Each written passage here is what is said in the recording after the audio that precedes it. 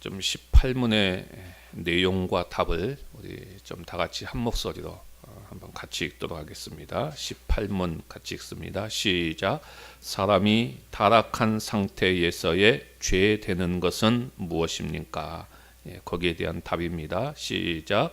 사람이 타락한 상태에서의 죄 되는 것은 아담의 첫 범죄의 죄책과 근본적인 의로움이 결핍된 것과 온 성품이 부패한 것인데, 이것이 보통 원죄라 하는 것이고, 아울러 이 죄로 말미암아 나오는 모든 자범죄입니다. 아멘. 이 문제를 오늘 좀 설명을 드리도록 하겠습니다. 제 18문 오늘 우리가 살펴볼 이 소유문답은 죄에 대해서 철저하게 이제 분석하는 내용입니다. 죄에 대한 분석이지요. 그래서 오늘은 이 죄에 대해서 좀 한번 분석을 해 보도록 하겠습니다. 문장이 길고 좀 복잡하게 보이지요.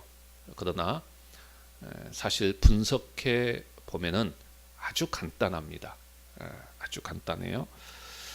자, 우리가 지난 시간에 제 17문에서 공부했던 내용이 어떤 내용이었죠? 타락의 결과 인간이 어떠한 처지에 놓이게 되었는가 하는 것이었죠. 타락의 결과 인간이 어떤 처지에 놓이게 되었는가. 두 가지 처지를 이야기했습니다. 첫 번째는 죄의 상태에 놓이게 되어졌다. 그 다음에 두 번째는 비참함의 상태에 놓이게 되어졌다 하는 것이었죠. 그 두 가지 상태에 놓이게 됐다는 것이죠. 자, 그런데 오늘 이제 18문에서는 먼저 어떤 것을 이야기하냐면은 죄의 상태에 대한 이야기를 합니다. 그리고 이제 다음 주에 우리가 살펴볼 제 19문에서는 비참함의 상태를 이야기합니다. 자, 그래서 인간의 상태 속에서 오늘은 이제 이 죄의 상태에 대해서 우리가 살펴보는데요. 이 말은 이 땅에 사는 모든 사람들, 이 땅에 사는 모든 사람들이 현재 가지고 있는 죄가 무엇이냐 하는 것을 이야기합니다. 두 가지를 이야기하지요. 뭐였습니까? 원죄가 나왔지요. 그 다음에 자범죄라는 단어가 나왔습니다. 그러니까 이 두 가지가 죄라는 것이죠. 그러니까 이 땅에 존재하는 모든 사람들이 현재 가지고 있는 죄는 뭐냐라고 했을 때에 원죄요, 또 하나는 자범죄다. 이 두 가지 죄를 이야기합니다. 자, 그러면 먼저 원죄에 대해서 좀 살펴보도록 하겠습니다. 원죄는 영어로 말하면 오리지널 신입니다. 그러니까 오리지널 신, 그러니까 원죄. 그러니까 이 원죄를 이야기할 때에 크게 세 가지의 내용을 이야기합니다. 그러니까 이 세 가지를 다 포함해서 원죄라고 이야기하죠. 자, 오늘 거기에 보면은 뭐라고 나옵니까? 첫째는 죄책이라고 나오죠. 죄책. 뭐라고 나오죠? 아담의 첫 범죄의 죄책과 그렇게 나오죠. 그 다음에 두 번째는 근본적인 의로움이 결핍된 것과, 그리고 세 번째는 온 성품이 부패한 것, 그리고 이것을 가리켜서 뭐라고 말합니까? 보통 원죄라 하는 것이고, 이렇게 이야기하죠. 그래서 이 원죄에 대한 이야기를 할 때에 이 세 가지를 이야기합니다. 죄책, 그리고 근본적인 의로움이 결핍되어졌다, 그리고 온 성품이 부패했다. 이 세 가지를 다 포함해서 원죄라고 이야기합니다. 자, 그러면 이제 이것을 하나하나 다시 좀 설명을 해 보도록 하겠습니다. 먼저 첫 번째, 원죄에 대한 첫 번째 죄책이 나옵니다. 죄책. 자, 죄책이라고 하는 것이 뭐냐? 이것은 아담의 범죄로 말미암아 모든 사람이 범죄해서 죄가 있다는 것입니다. 죄가 있게 되어졌다는 것이죠. 그러니까 쉽게 말하면 법정에서 유죄 판결을 받았다 하는 것입니다. 당신은 죄가 있습니다 라고 유죄 판결을 받았다는 것입니다. 그러니까 죄가 있기 때문에 당신은 이제 어떻게 해야 됩니까? 죄의 책임을 져야 됩니다 하는 이야기입니다. 그러니까 죄책이라고 하는 것은 죄의 책임을 말합니다. 그러니까 죄책감이 아니라 내가 죄책감을 느낀다 그 의미가 아니라 단순히 죄책감을 느끼는 정도가 아니라 당신은 이제 죄의 책임이 있다는 거예요. 그게 죄책입니다. 죄책, 책임이 있다. 근데 이 죄책에는 다시 두 가지로 또 나뉩니다. 다시 두 가지로 또 나뉘는데 이제 이게 좀 어려운 단어예요. 어려운 단어지만은 내용은 쉬워요. 첫 번째가 뭡니까? 책치적 죄상이다. 책치적 죄상이다. 그러니까 이게 신학적으로는 레아투스 쿨파에라고 이렇게 이야기합니다. 그러니까 라틴어에서 온 말인데요. 자, 말이 굉장히 어렵죠. 그런데 책치적이라는 말은 그냥 죄의 책임이 있다 이 말입니다. 그러니까 책임이 있다 이 말이에요. 죄의 책임이 있다. 당신은 유죄다. 그래서 죄의 책임이 있다 이 말이에요. 그러니까 이 말은 어떤 행동이나 상태를 도덕적으로 평가할 때에 그것이 잘못되었다라고 말하는 거예요. 잘못됐다. 그래서 내가 잘못했구나 하면서 그 죄의 책임을 느끼는 것입니다. 죄의 책임을 느끼는 것. 그러니까 이 죄의 책임을 느낀다는 것은 마음의 가책도 느낀다는 것이죠. 그걸 다 포함하는 것입니다. 그래서 죄의 책임을 느끼는 것이죠. 그러니까 우리가 이런 죄책을 가지고 있다는 점에서 우리는 영원히 죄인이라는 것입니다. 이것은 누가 어떻게 할 수도 없고 없앨 수도 없어요. 한 번 죄를 지었으면 그것은 죄를 지은 거예요. 당연한 거죠. 죄를 지었기 때문에 그건 죄를 지은 거예요. 이것이 바로 책치적 죄상이다 라고 말합니다. 그러니까 죄의 책임이 있다.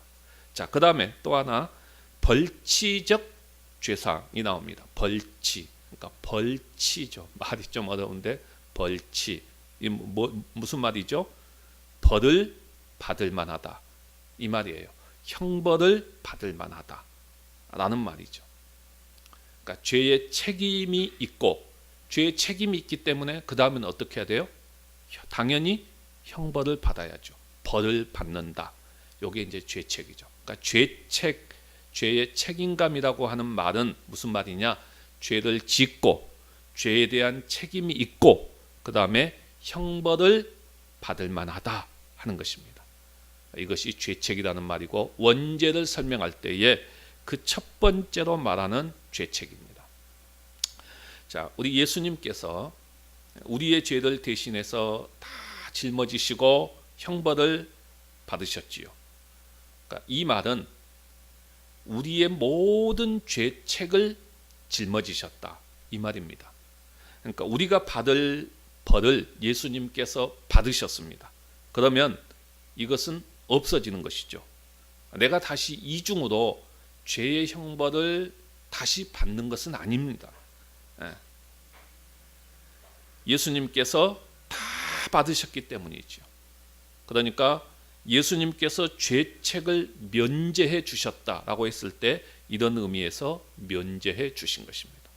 이것이 원죄를 설명할 때의 죄책이라고 하는 의미죠. 그 다음에 두 번째로 원죄에 대해서 설명할 때 두 번째는 뭘 이야기합니까? 근본적인 의로움의 결핍을 이야기하죠. 근본적인 의로움의 결핍입니다. 이것은 뭘 이야기하냐면은 하나님께서 사람을 창조하셨을 때 처음 사람을 창조하셨을 때 그 사람이 가지고 있었던 의로움입니다. 그러니까 하나님의 형상 가운데 그 사람이 가지고 있었던 의로움이 있지요. 그 의로움이 없어졌다는 것입니다. 결핍됐다는 것입니다. 없다는 것이죠. 하나님께서 맨 처음에 사람을 창조하셨을 때는 그 사람은 조금도 흠이 없었습니다. 그렇죠? 그릇된 것도 없었죠. 아주 바른 성품이었습니다. 그렇게 성품을 가지고 태어났지요. 그런데 범죄한 이후에 그것이 없어졌다는 거예요. 없어졌다. 이것이 없어지니까 인간이 아무리 선한 일을 한다고 해도, 그리고 아무리 선한 일을 하려고 해도 그것은 하나님 앞에서 의롭지 않는 거예요. 왜요? 하나님의 기준에 못 미치는 것입니다. 이것이 근본적인 의로움이 결핍되어졌다 하는 의미입니다. 자, 그 다음에 세 번째, 죄책에 대한 설명을 할 때의 세 번째는 온 성품이 부패한 것이다 라고 이야기합니다. 온 성품이 부패한 것이다. 자, 부패했다는 말은 사람의 상태를 말하지요. 그 사람의 상태가 부패했다. 근데 죄책은 그 사람의 신분을 말하지요. 신분을 말합니다. 그러나 부패했다라고 하는 것은 그 사람의 상태를 말하죠. 그러니까 인간의 상태가 어떠했느냐라고 했을 때 온 성품이 다 부패했다, 이 말을 하는 것입니다. 그러니까 나에게 아주 나쁜 죄가 물들어 있다는 것입니다. 온 성품이 부패했다라고 했을 때의 그 의미를 다시 두 가지로 좀 정리를 해볼 수 있는데, 첫 번째는 무슨 의미냐면은 전적인 타락을 말합니다. 전적으로 타락했다는 것입니다. 그러니까 사람이 어느 일부분만 타락하는 것이 아니라 전적으로 다 완전히 타락했다는 것이죠. 사람의 지정의가 모두 돌이킬 수 없을 정도로 다 부패했다는 거예요. 다 부패했다. 지식이 오염되었다는 것입니다. 그래서 원래는 사람들이 하나님을 알 수 있는 존재로 지음을 받았지만은 타락한 이후에 하나님을 알지 못하는 존재가 되었다는 거예요. 지식이 오염됨으로. 지정, 감정도 오염이 됐다는 거예요. 그래서 사람의 감정이 순수하지 않다는 것입니다. 지정의, 의지조차도 부패했다는 것입니다. 그래서 그것을 알아도, 내가 그것을 알아도 행할 수 없다는 것입니다. 행할 수 없다는 거예요. 그러니까 이 전적인 부패라고 하는 것을 예를 들어서 설명한다면 이런 의미입니다. 아주 깨끗한 유리컵이 있습니다. 아주 깨끗한 유리컵이 있고, 그 다음에 그 유리컵에다가 아주 깨끗한 물을 담았습니다. 깨끗하지요. 전혀 흠이 없습니다. 하나님이 보시기에 인정할 만합니다. 자, 그런데 그 깨끗한 유리컵에 독약을 한 방울을 딱 떨어뜨렸습니다. 그러면 독약을 한 방울 딱 떨어뜨렸으면은 떨어지는 그 독약 한 방울이 그 위치에 있는 것이 아니죠. 그 위치에 딱 있는 것이 아닙니다. 딱 있다고 한다면 그것만 딱 건져내면 깨끗하겠지요. 그런데 독약이 한 방울 딱 떨어진과 동시에 어떻게 됩니까? 전체 컵으로 그냥 독약이 쫙 퍼지게 되죠. 그래서 전체가 다 흐릿해지고 조금도 마실 수 없는 상태가 되어버렸다는 것이죠. 이것이 뭡니까? 전적인 부패의 의미입니다. 우리의 인간도 마찬가지라는 것이죠. 그렇게 해서 전적인 부패가 되어졌다 하는 것이죠. 그 다음에 온 성품이 타락했다라고 했을 때 또 하나의 의미는 전적 무기능입니다. 그러니까 전적으로 기능이 없다는 것입니다. 기능할 수 없다는 것입니다. 그러니까 하나님이 기뻐하시는 바를 내가 행할 수 있는 기능이 없다는 거예요. 그럴 능력이 없다는 것입니다. 로마서 8장 7절에서는 이것을 잘 가르쳐 주는데요. 육신의 생각은 하나님과 원수가 되나니 이는 하나님의 법에 굴복하지 아니할 뿐 아니라 할 수도 없습니다. 할 수도 없습니다. 이렇게 말합니다. 그러니까 사람은 마땅히 하나님의 법에 순종하고 잘 살아야 되는데 그렇게 하지 않는다는 것입니다. 또 그렇게 할 수 있느냐라고 물었을 때에 그렇지 못하다는 것입니다. 그렇게 할 수 없다는 것입니다. 마음으로는 내가 아무리 결심한다고 해도 안 된다는 것입니다. 안 된다는 거예요. 마음이 없는 것이 아니에요. 의지가 없는 것이 아니에요. 모르는 것이 아니에요. 그럴 힘이 없다는 것입니다. 그럴 능력이 없다는 거예요. 그렇게 할 힘이 없다는 것입니다. 이것이 바로 전적인 무기능이고, 이것과 전적 부패를 합해서 온 성품이 부패했다. 이런 의미인 것입니다. 자, 이처럼 원죄를 이야기할 때에, 원죄를 말할 때 이 세 가지를 다 이야기합니다. 죄책, 그리고 근본적인 의로움의 결핍, 그리고 온 성품의 부패. 이것을 우리는 원죄라고 이야기합니다. 인간이 어떤 죄를 가지고 있느냐라고 했을 때에 바로 이 원죄를 말할 때 바로 이 내용을 다 포함합니다. 자, 그렇다면 왜 이것을 원죄라고 말할까요? 성경은 원죄라고 하는 단어가 없습니다. 단어조차도 없어요.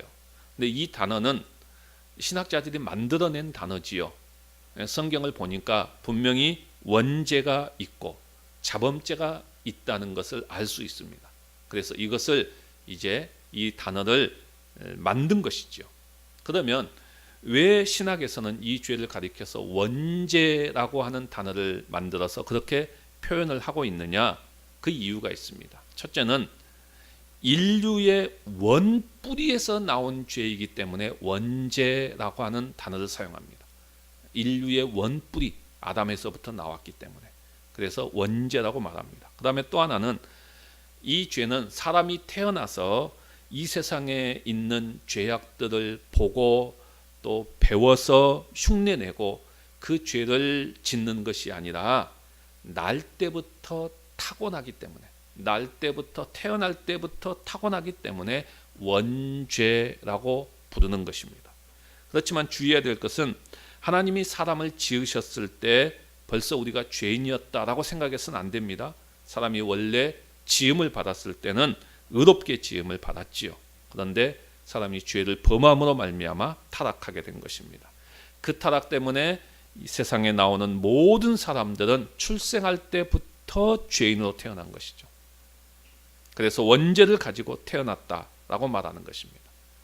또 하나의 이유는 이 죄가 자범죄의 근원이 되기 때문에 원죄라고 말합니다.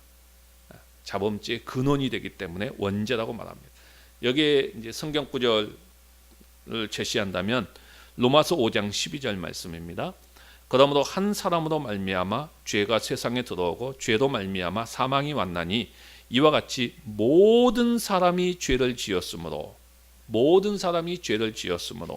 사망이 모든 사람에게 이르렀느니라. 그러니까 여기서 모든 사람이 죄를 지었다는 것은 이 세상에 태어난 후에 죄를 지었다는 말이 아닙니다. 그러니까 이것은 자범죄를 말하는 것이 아니라 원죄를 이야기합니다.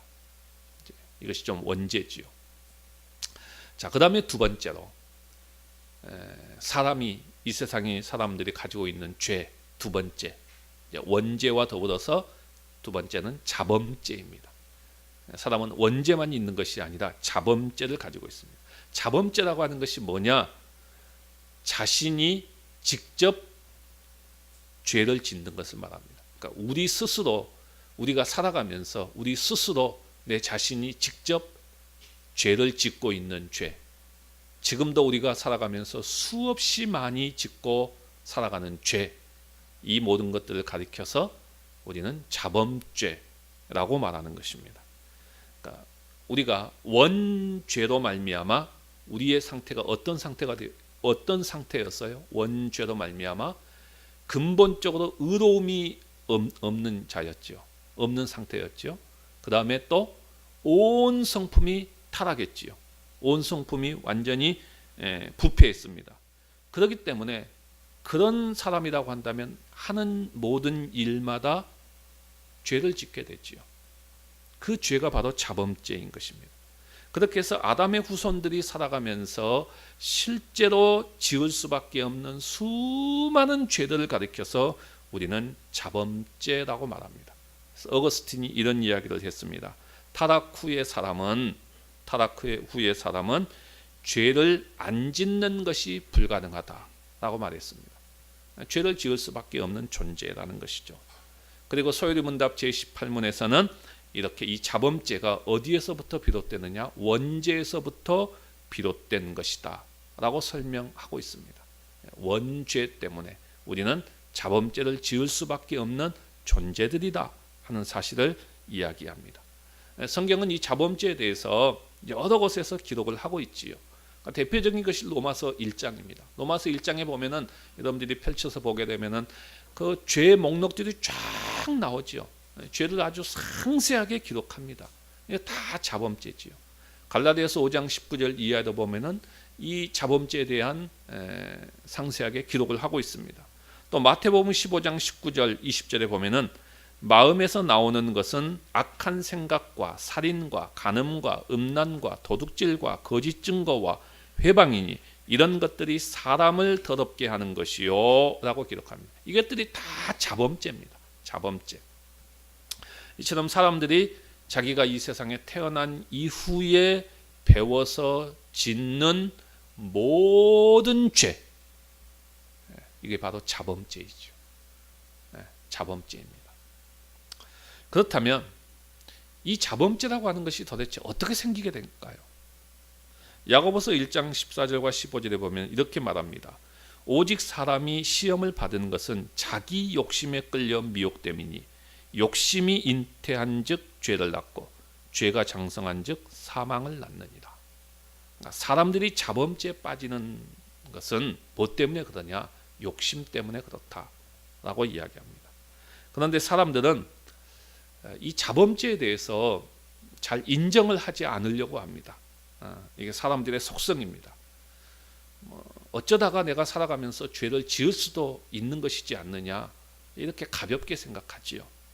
근본적으로 우리 사람들은 죄를 지을 수밖에 없는 상태에 빠져 있다, 죄를 지을 수밖에 없는 존재다라고 하는 사실을 인정하지 않으려고 합니다. 사람들은 인간의 현재 상태는 지극히 정상적이다라고 이야기하고 부족한 것은 채우면 되지 않느냐, 이렇게 이야기합니다. 문제가 있으면 얼마든지 고쳐나가면 되지 않느냐, 이렇게 말합니다. 그리고 그런 관점에서 교육의 중요성을 강조하기도 합니다. 교육을 제대로 받지 못해서 그 사람이 알지 못해서 죄를 짓게 되어졌다, 이렇게 가볍게 생각하지요. 또 혹자는 구조적인 문제를 지적하기도 하지요. 사회적으로 부의 분배가 제대로 이루어지지 않았기 때문에 너무 배가 고파서 너무 가난해서 도둑질을 한다는 것입니다. 물론 어느 정도 맞는 이야기지요. 그렇다고 모든 죄의 책임을 환경으로 돌려버리는 것은 그것은 큰 오산입니다. 가난하고 못 배워서 죄 짓는 것도 있겠지요. 하지만 부유하고 잘 배운 사람들은 더 많은 죄를 짓습니다. 갖가지 죄를 다 범합니다. 우리나라 교도소에 가장 많이 가 있는 대학 출신들은 서울대 출신들이에요. 가장 많이 배운 사람들이 교도소에 가 있어요. 그러니까 모든 죄의 책임을 환경으로 돌려서는 큰 오산이라는 것입니다. 그런가 하면은 다른 사람의 권리를 내가 침해하는 것에 대해서는 인정하지만은 하나님 앞에서 내가 죄를 지었다라고 하는 것은 잘 인정하지 않으려고 합니다. 그런데 죄에 대한 참된 인식은 어디서부터 시작되느냐? 하나님 앞에서입니다. 하나님 앞에서 우리는 이 죄에 대한 인식을 가져야 되는 것이죠. 그래서 다윗이 회개할 때에 어디서부터 출발합니까? 하나님 앞에서부터 출발하죠. 시편 51편 4절에 보면은 이렇게 시작합니다. 내가 주께만 범죄하여 주의 목전에 악을 행하여 싸우니, 이렇게 시작합니다. 하나님 앞에서 자신이 죄인이다 하는 사실을 먼저 인식하고 거기서부터 회개하고 출발하지요.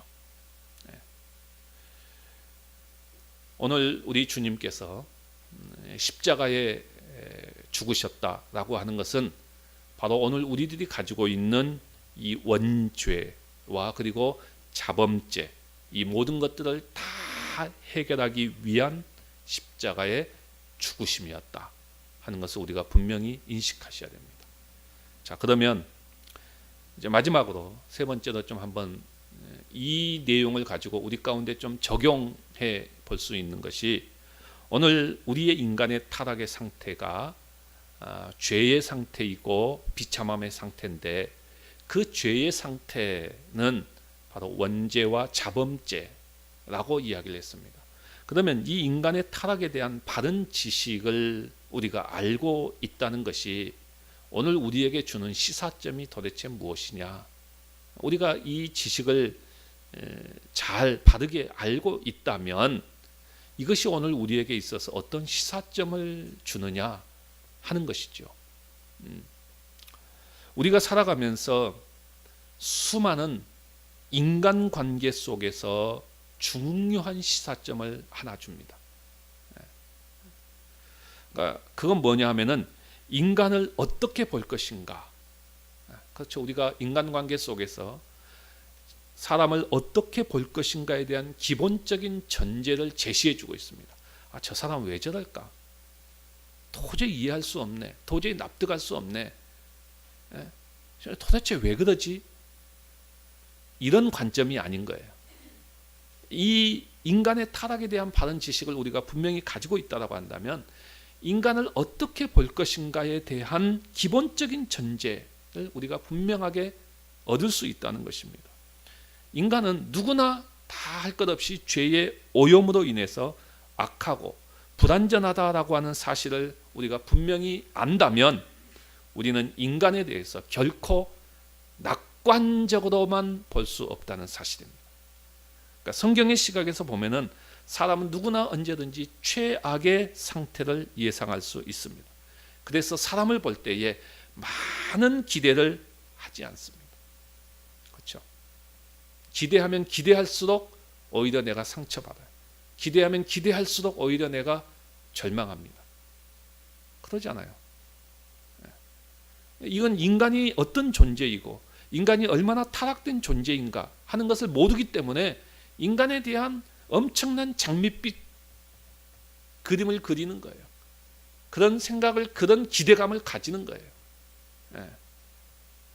그러나 인간의 타락에 대한 우리가 바른 지식을 안다면 인간을 바라볼 때에도 우리는 충분히 좀 더 여유가 있고 그리고 우리가 좀 더 용납할 수 있고 그리고 그 사람을 받아들이는 폭이 훨씬 넓어지고 그렇잖아요. 이렇게 되어지면은 우리의 마음도 편해지는 것입니다.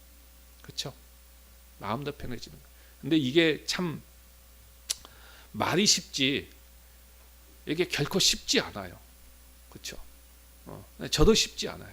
저도 우리 교인들에 대한 기대치가 있기 때문에 계속 스트레스를 받는 거예요.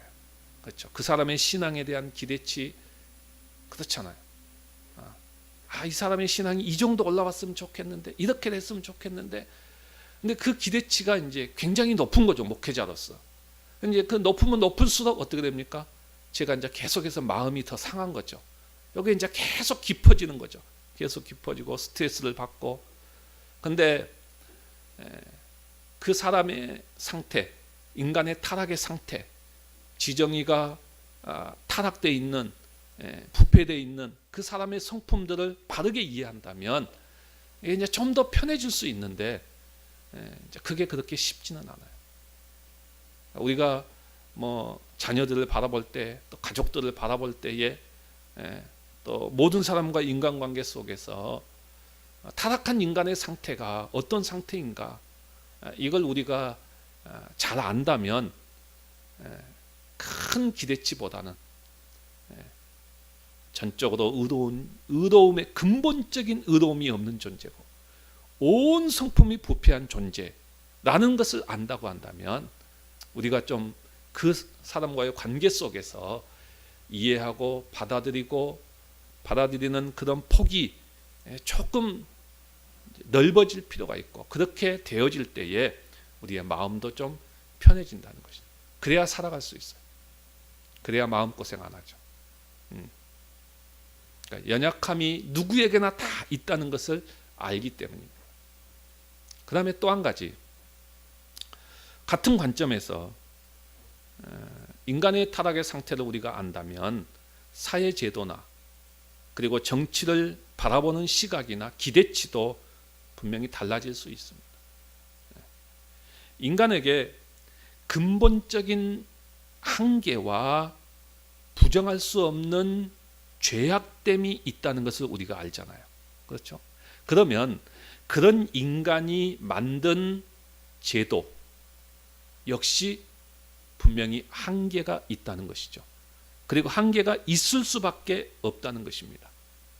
그런 인간이 아무리 좋은 제도를 만든다 하더라도 그것을 가지고 인간을 변화시키거나 인간을 낙원으로 이끌 수는 없는 것이죠. 분명히 없습니다. 이런 관점에서 아주 신앙이 좋은 기독교인이 정권을 잡는다고 해도 나라는 크게 달라지지 않습니다. 그러니까 그런 기대치를 가져서는 안 돼요. 우리나라 보세요. 장로님들이 오히려 나라 다 망쳐놨잖아요. 장로님들이 대통령이 돼가지고요. 예.